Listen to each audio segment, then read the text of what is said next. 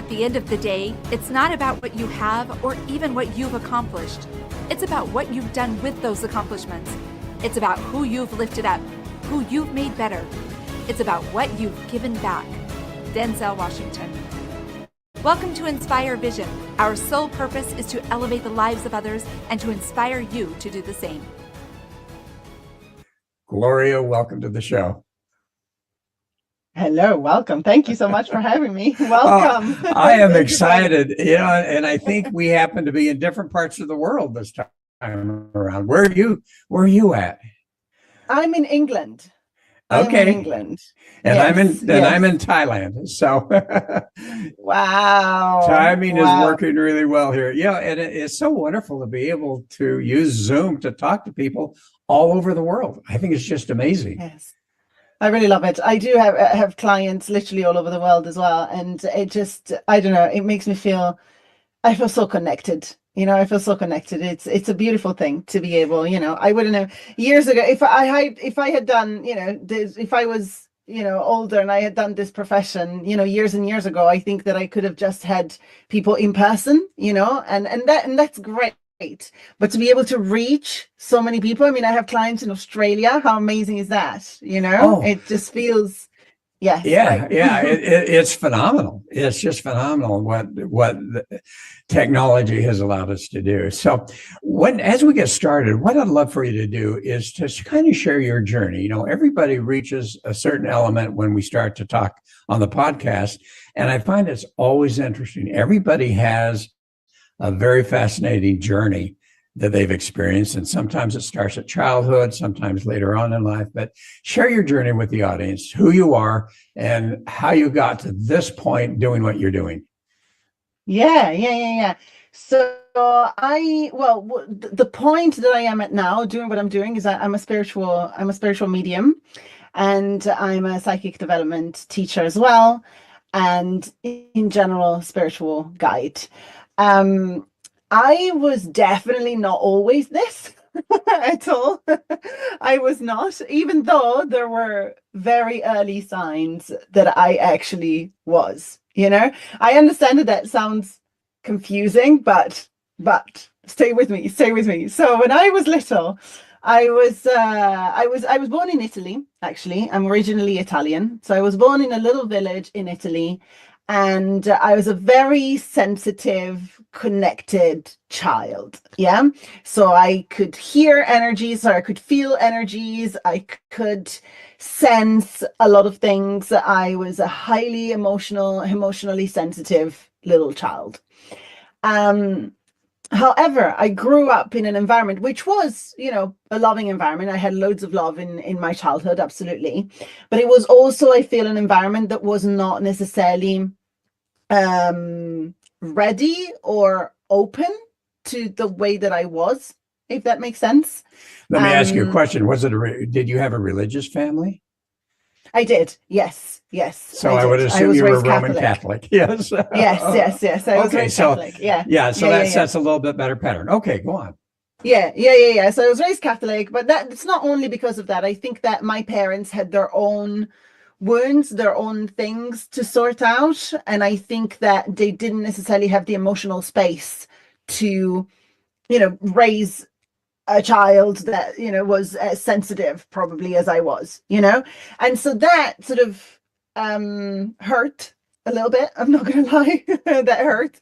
And from there, there were patterns that started to come out in my life, in the people that I was relating to. I then, there was a lot of body shaming, since childhood. There was a lot of not validating emotions. There was a lot of dismissing who I was, and so that caused me to follow certain things later in life. And I ended up having certain friendships. And then when I was 18 years old, yes, I was bullied a lot as well, actually, in school. So that brought a lot of insecurities, a lot of self-doubt, and all of these sort of things.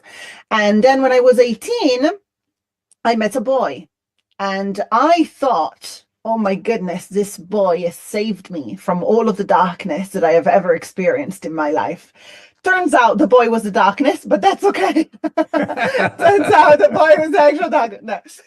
So I ended up in this really long relationship. I ended up marrying this person, and it was a significant experience in my life. And what I experienced was narcissistic abuse. And so the very emotional and very sensitive part of myself was even more shut down, right? It was even more not validated, even more shut down. Had loads of anxiety, developed obsessive compulsive disorder, a lot of self-hate. It was a very, very dark period of my life. And then I got to a point when I turned 30. I remember I used to work in events. I used to be events director for a leisure company, a company of pubs and bars in central London. And somebody from a third party that we used to work with wanted to do promotional videos, and they said, "Oh, could we interview you for this, for our promo?" And I said yes. And then they sent the video, and I didn't recognize myself. And I didn't see that the person that was on the video had anything to do with me. Physically, the way that I was carrying myself, the way that I was talking, like I felt like I was looking at somebody else. And so that triggered something inside of me. And I started looking a little bit more seriously at what I was going through, which was severe anxiety and OCD at the time inside of this marriage, even though I was not aware that the marriage was the problem at the time. So I started looking at that a bit more seriously. And while the anxiety kept getting worse and worse and worse. And so I got to the point where I was like, you know what? If I don't do something about this, I'm at the point now that I really do not know what's going to happen to me. I have no idea. I'm barely functioning. I'm just barely staying afloat, barely staying alive. I do not know what's going to happen. And so I decided to start working with a coach who specialized in anxiety disorders.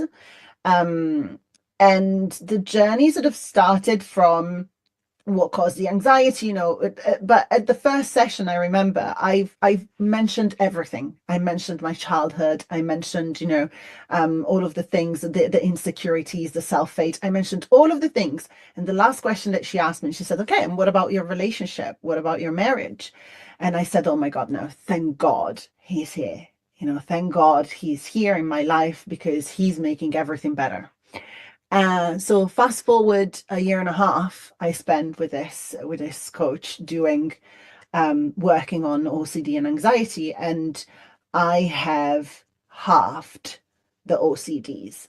So just to give you an idea of what it was, OCD is for people who are listening that are not familiar with it, is obsessive compulsive disorder. Essentially, your brain is telling you to do certain things in a certain way in your life. Do like little rituals, little habits. It has a lot to do with counting what you do, doing the same things over and over again. The reason behind it is that your brain thinks that if you don't do things in a certain way, something really, really bad is going to happen. Yeah. I thought that I was going to die. I thought that somebody that I loved was going to die, that the world was going to, it's a very, very catastrophic thing that plays in your head. And so I call them like rituals, right? All of these habits, all of these things that I had to do. And I had about 40 a day of these rituals. I would be ready to go to work in the morning, ready with my coat, my handbag, and it would take me about half an hour to actually leave the house before, because I had to do all certain things. And if I was putting on my jewelry in a certain way and I would miss a little bit, I would take it all off and start again, because something bad would happen, right? So it was the extent, like, this is how much it was overtaking my life. And this was just, in the morning. Then I had stuff during the day, then before bed, it was a whole different routine. So it was very, very, very occupying a lot of my life. There was a lot of anxiety in that. So anyway, fast forward a year and a half that I spent working with this coach, and my OCD have halved. So I have now half of the rituals, which means that I have 50% more space in my brain. right? And Right. with this 50%, right? With this 50% that I had freed up, all of a sudden I started seeing things that I wasn't able to see before. So I started to recognize my ex-husband's, behaviors, and I started questioning them. I started being like, wait a minute, this is not right. Why are you making me feel like this? Why are you twisting all the things that I say? Like, I don't understand, I started having space a little bit more for myself. So I started reading again. I used to read a lot when I was a child, and then I completely stopped. So I started to reconnect with myself through books. And the more I did that, the more space I freed, right? And then I had a beautiful experience. I went to the US on a trip for a couple of weeks, and I visited Monument Valley, and I had this beautiful, I can only call it an awakening. I don't know. I don't know what else to call it. But I was there, and we took a sunrise tour of the valley, and I was sat there on taking pictures on this rock, which is called John Ford Point, and you're sat on the edge of this rock, and the whole valley is in front of you, right? And if you have been to Monument Valley, I mean, if you've seen it in pictures, you already know it's kind of majestic. But if you have visited, I've have you? I've taken many pictures of Monument Valley. Yeah, Yeah, exactly. I have another home in Utah, so yes. Oh, there you go. Okay, there you go. So it's so what it's very spiritually charged. And anyway, so I'm there going to sat on this thing while they're taking pictures, and I am just looking outside at the valley, and all of a sudden I feel so small. I felt so small, and I had this like something like downloaded in me. That's why I'm saying, like, I can only call it a spiritual awakening. Like, something sort of like landed inside, and I thought, I am completely insignificant. Everything that is going on in my life is completely insignificant. I said, look at this. Look at the majesty of all of this that's in front of me. I'm one tiny little person in here, and all my problems seem so big. Everything that I am living seems so big, but actually, in the grand scheme of things, is really not, is it? And I realized that a lot of the ways in which I was living my life was lying to myself. I had started to realize, right? And so I made a promise to myself right there and then. I had a nice cry. When you had these nice crying Oh yeah. moments, significant moments. So I had a nice cry. And then I thought, that's it. I'm making a promise right now. I'm never going to lie to myself ever again. And 8 months after that, I left my marriage.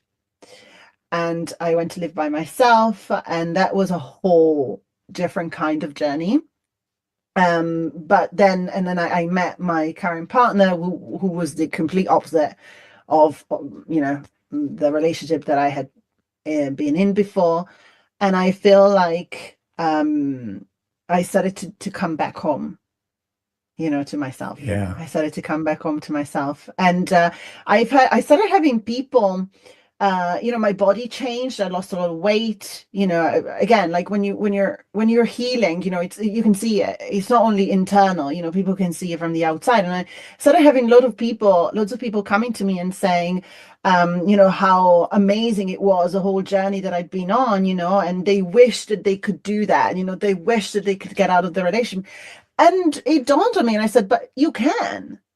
All I did was just do it, was just go and address whatever was wrong in my life. I didn't do anything more than that. I just addressed whatever wasn't working and tried to understand myself.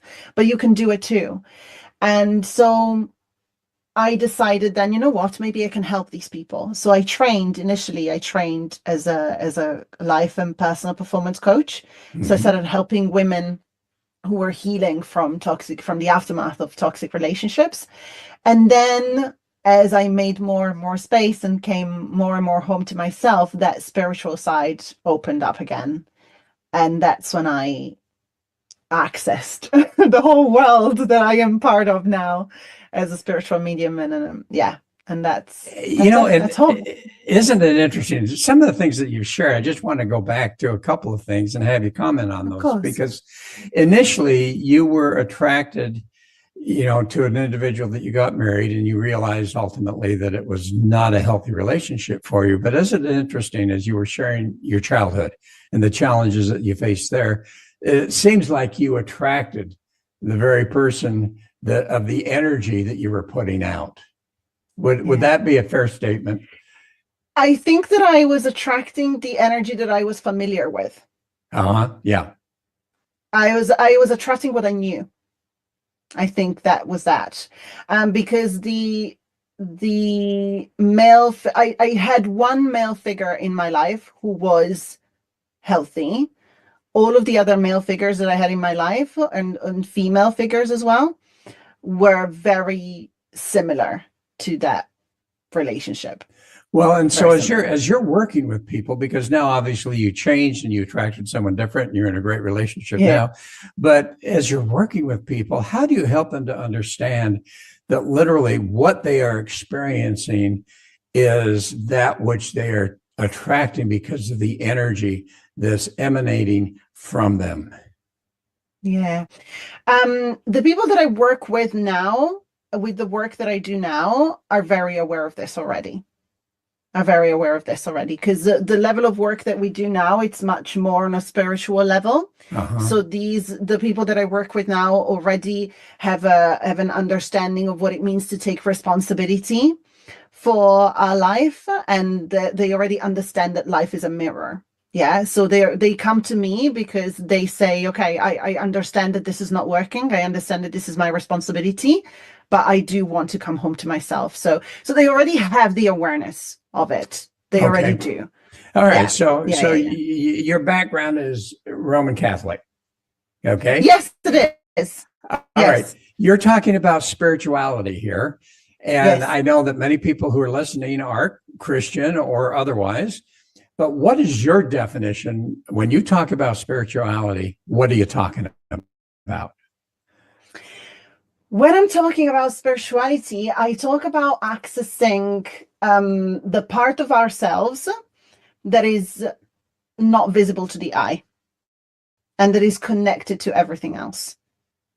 Okay. And I love that. And for, and there's different ways to explain that, at least in my mind. So, you talk, and I know I'm going to have you define about the Akashic, that type of thing. But, I look at the quantum field, and I think that that's something that's really interesting for those that tend to be a little bit more, quote, religious, and yet on a spiritual basis, understanding that within themselves is that divine light. That's who they are. And, and as you say, I love how you term the fact that they're coming home to themselves. And so you have all of those different elements of the spirit, of, the quantum field, of Akashic, all of those type of things that I think, in my mind at least, and you can disagree with me here if you want, but I think in my mind, we're talking about a very similar thing of a universal truth, universal energy, universal consciousness that we access, and we may use different words to explain what that is for us. But in many respects, I think it's the same. Yeah, I totally agree with you. I completely agree with you. Yes, it is all the same. And I think that that's the beauty of it, because the way that I see things is that in this world, in this physical life that we're experiencing, each and every one of us is a different individual, right? It's a different individual with different backgrounds, with different beliefs, that's going to resonate with different things, right? And that's the beauty of it, that there doesn't have to be one thing that fits all. That doesn't work. Otherwise, therapy would work for everybody. Therapy does not work for everyone, right? No, absolutely not. Exactly. So that's why there's so many different modalities. That's why there's so many different people doing similar things, but in different ways.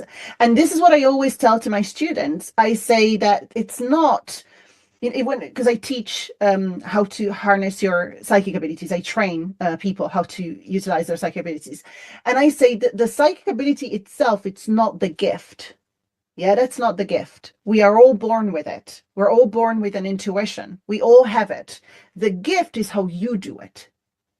The gift is Yes. you, right? It's not the thing. And when you talk about spirituality, it's the same. So we're all different individuals that resonate with different things. And some people, in some people's minds or consciousness or beings, quantum physics might resonate more. For other people, Akashic records might resonate more. For other people, the multidimensional self might resonate more. But at the end of the day, yes, we're absolutely talking about the same thing. Yes. Well, and so define Akashic. Define for the audience what that is, because I know that that's something that you focus on. Yeah, it's one of the things that I do. I love being an Akashic record guide. So, and I'll tell you something, a little bit more about that in a minute. But the Akashic records are simply this energetic library, call it. Okay, let's call it an energetic library of everything that exists. Yeah. So when I do an Akashic record with a client, they can be asking questions about life purpose.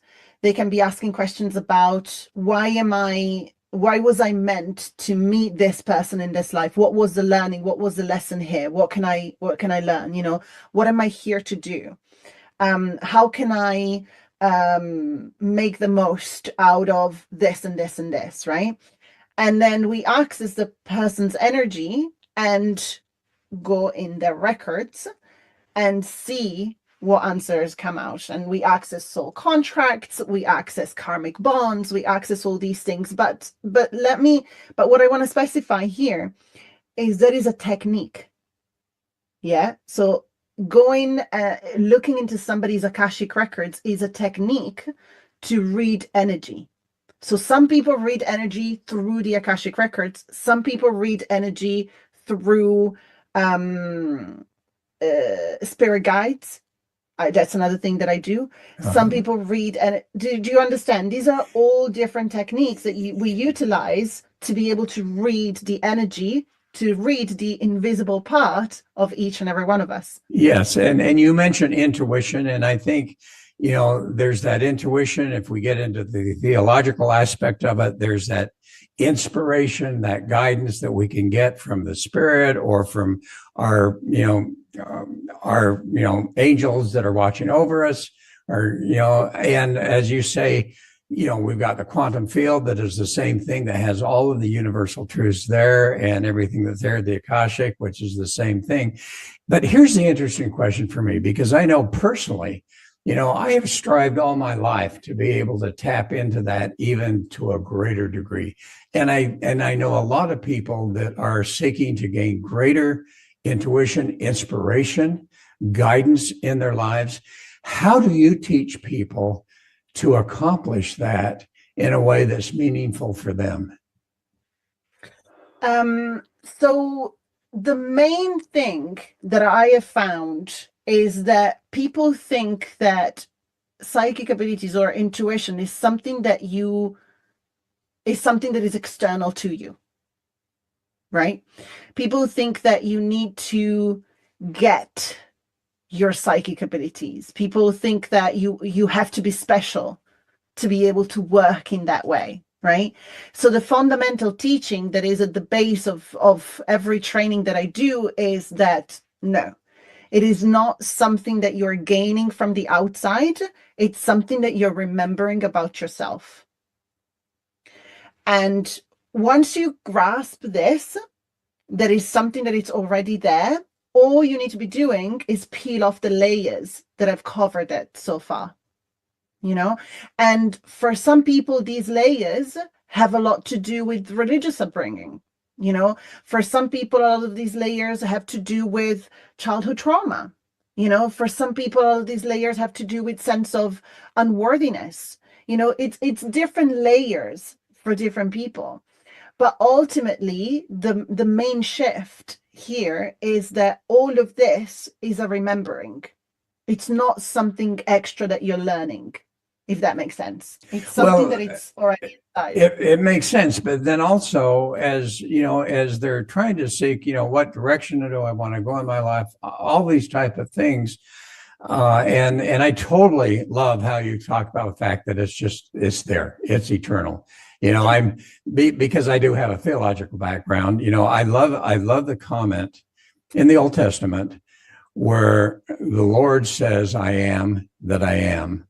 And I think people, may interpret that different ways. But for me, I look at that and go, He's trying to tell us that we are who we are, and we only need to understand who we are. And then all of a sudden, that's going to open up all sorts of things. But tapping into that universal knowledge, tapping into those universal truths, whether it's Akashic or whether it's quantum field or whether it's spirituality, whatever it happens to be, the question is, how much do we need to eliminate those layers from our lives to the point where internally we're able to suddenly really tap into that, so that if I have a question about, okay, what's going on here, or whatever, I can stop and tap into that and gain that type of insight. It's practice. It really is practice. It might seem like something big when doing it, but when you stick to it and you practice, it's way quicker than you think. It really is way quicker than you think. And what we teach in intuitive development, what we give the people in the intuitive development is simply different types of techniques that you can utilize to read the energy, right? So for example, you're using your intuition regardless. Okay, so the way that it was for me, I could feel spirits around me all the time since I was a little girl. Yeah, I could always feel them. I had no idea how to communicate with them. So I always sensed, even when family members passed, to me, death was never like the end of anything, because I'm like, oh, well, they're not here physically, but here they are, Yes. like it was a very like normal thing for me. But I did not know what to do beyond that, like beyond the awareness. Like, what do I do? How do I speak to them? How do I engage? Like, how do I communicate? How does it work? And techniques help you do that. There's different techniques that you can utilize, and these are the different things. There's techniques that you utilize to speak to souls on the other side. There's different techniques that you can utilize to go into the Akashic records. There's different techniques you can utilize to read somebody's past lives. There's different techniques that you can utilize to explore a person's energy. So you're reading through their chakras, for example, right? So that's a different technique. So you peel off the layer by practicing all the techniques, and then the more you do it, the more it becomes easy, and the more it becomes like automatic. The more it becomes like part of who you are in a bigger way, probably. Okay. And I noticed on your website you have a whole section about meditation. Can you talk about that a little bit? Meditation. Yes. I have a whole section about mediumship, and okay. I don't know if that's what you meant, but I have meditations on my website. I do. Yes. Meditation is a beautiful practice to tap into that. A lot of the techniques that we teach for intuitive development are all meditative techniques. You have to be in a meditation while you do them, right, in order to be able to access that. And I remember the first time I wanted to meditate, and it makes me laugh, because years and years back, it must be like 15 years ago now, I woke up and I said, this is going to be the solution. I am going to start meditating. And on day one, I thought I had to be a monk. And I was so frustrated. I was like, why can I not stick to this? Not even 1 minute. Why? And I had this whole, idea that it had to be done in a certain way. But actually, meditation is just about allowing yourself to be the observer. That's it. You don't have to silence your mind. It's allowing yourself to be the observer. And the more you do it, the more you will start seeing how your mind goes from your thinking which is what you're trying to move away from while you meditate, where it goes from thinking into your intuition, right? So it goes Yes. from the head into the heart, and it starts like separating. And the more you do it, and the more, for example, with the intuitive development, the more you practice the techniques and stuff, the easier it becomes to just close your eyes and go into that world of energy. But initially is all about just seeing the thoughts, observing them, and be like, okay, this is what my mind is thinking right now. That's just a part of me. And it's fascinating what comes up, isn't it? As you're meditating, all of a sudden thoughts start to come in that are just, especially if there's a sense of curiosity, and I think that's important for people to have, but all of a sudden these things come to mind that you would never have thought about. Yeah, absolutely. And you're talking to someone with a history of anxiety disorders. My mind is very entertaining, I'm telling you that. It's very entertaining. It comes up with all sorts of things, and I sit there and I'm like, interesting. But there was a point in my life when, obviously, when the whole OCD and anxiety, OCD and anxiety years, that I let it lead my life. I let my thoughts lead my life. And I feel like now I'm at a point in my life where I am letting myself, my soul, lead my life. And my thoughts are just a thing that it's like a radio in the background, but they're not in charge anymore. And I think that's what meditation helps us do as well. Well, and it's interesting. I was meditating just the other day, and something interesting came to my mind, because I am constantly, and you work with people I know that do this, are looking for that purpose. What is my purpose? What am I supposed to be doing in this life? And obviously, I've gone a number of years, and what came to my mind was that the stress that I was creating for myself, trying to figure out my purpose, was actually causing a lot of stress. And I thought, wow, that is an interesting concept to understand, that as we keep trying to figure out our purpose, in many ways, we're causing an incredible amount of stress to come into our lives. And if you've experienced that with people, how do you help them to understand more what their purpose is and start to eliminate the stress of wondering what their purpose is? Yeah. So I use, as part of the work that I do, especially if I work one-to-one with someone, I do use astrology to just understand the person's energies. But when it comes, and that can say a lot about purpose, but this is the thing, that whenever we touch the subject of life purpose, interpreted like through astrology placements, 99% of the time, just because I don't want to say 100, but 99% of the time, the client already knows. They say, yes, I can feel that. So the point is that you already know. So you're stressing because you're trying to look for it outside.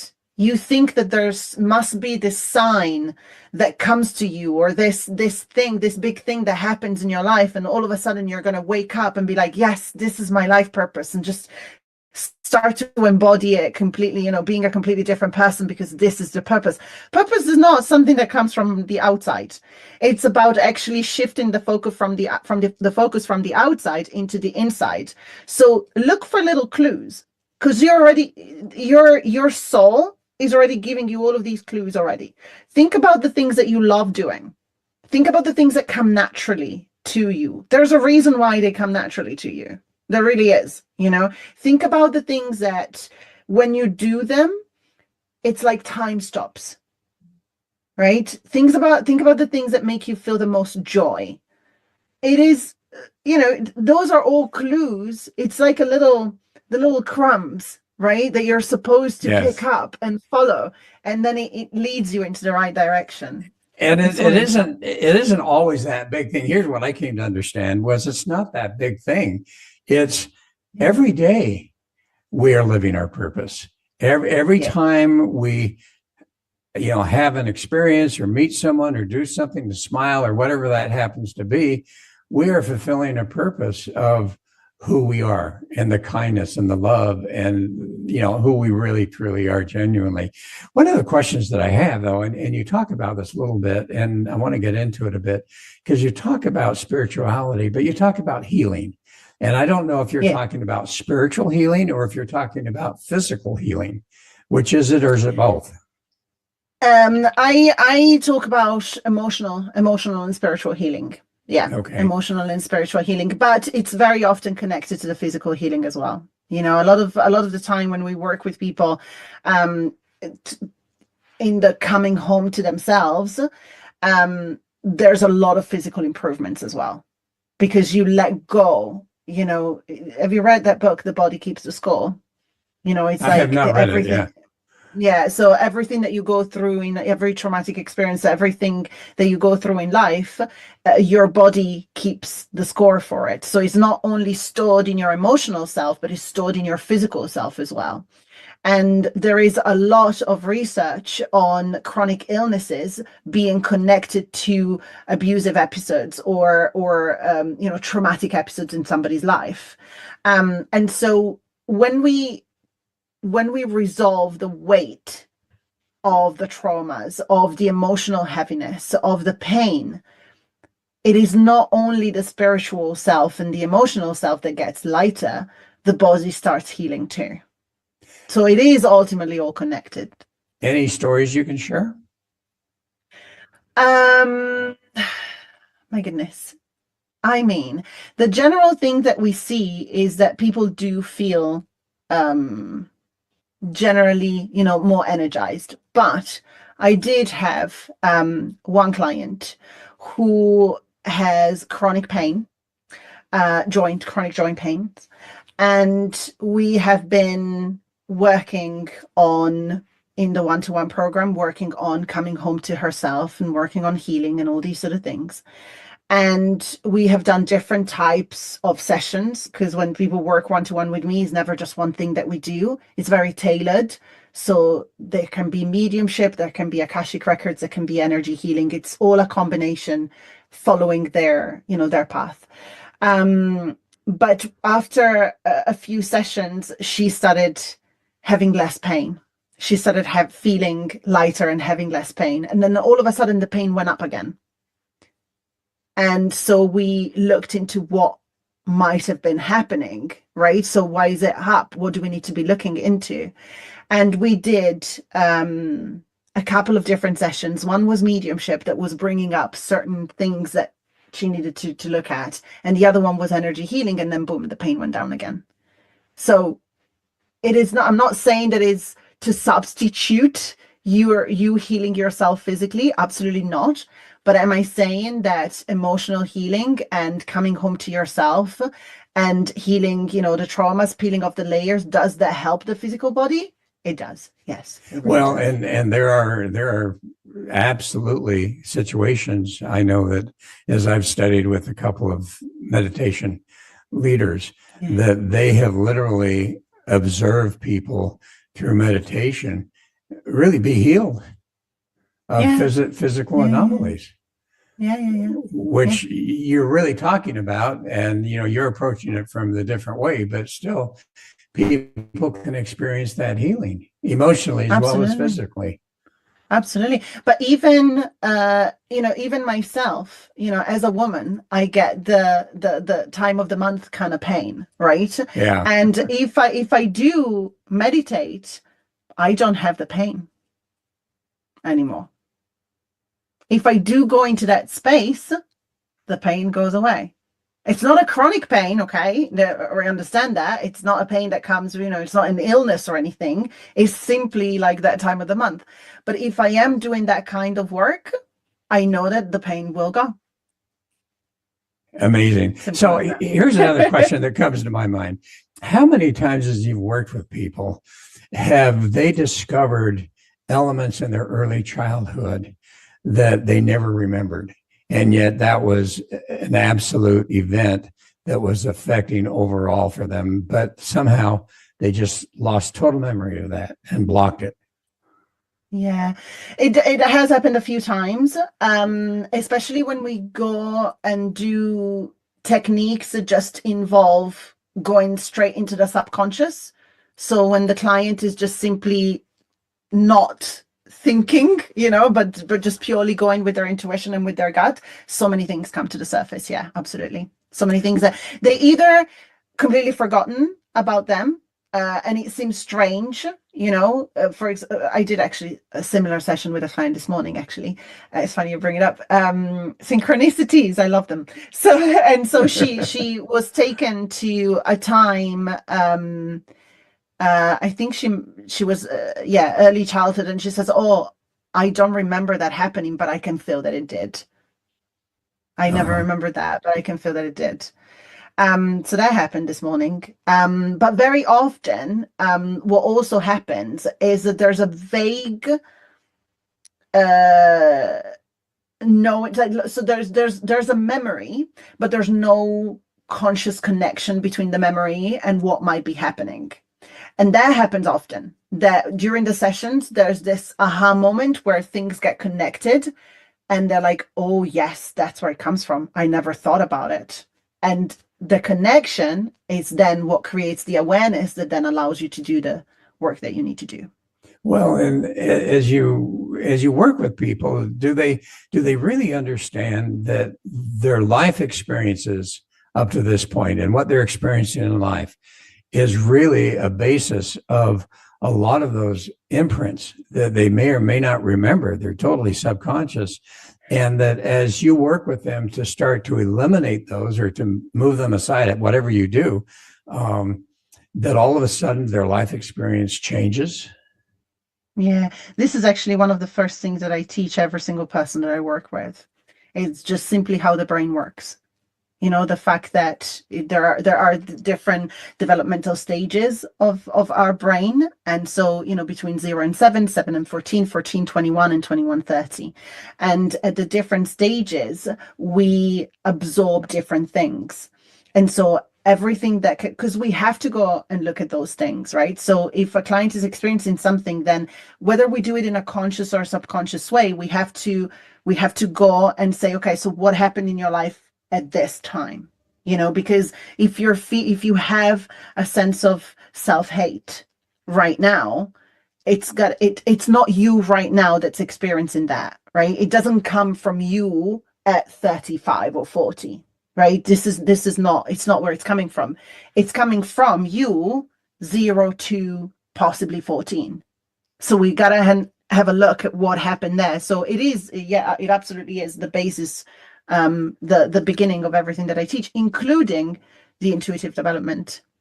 Because in a different way, a lot of the stuff that we have learned in childhood have determined whether we believe that we can follow our intuition or that we have, psychic abilities or not, and how do we feel about them.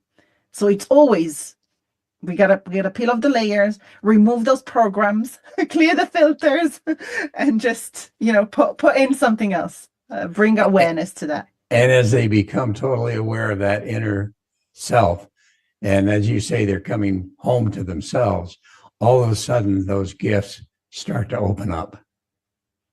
They feel, they remember. Yeah, that's amazing. So as we're closing today, what would be a message that you'd like to share with the audience?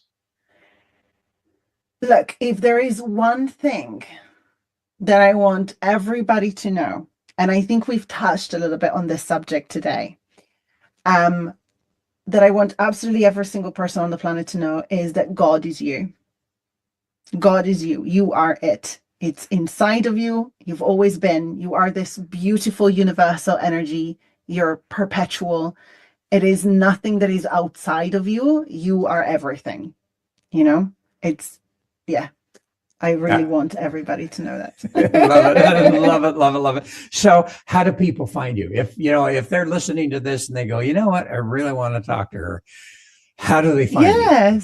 Yes. So there's a few different ways. So if you're curious about the kind of like readings and sessions that I offer, you can go to my website, which is gloriabattini.com.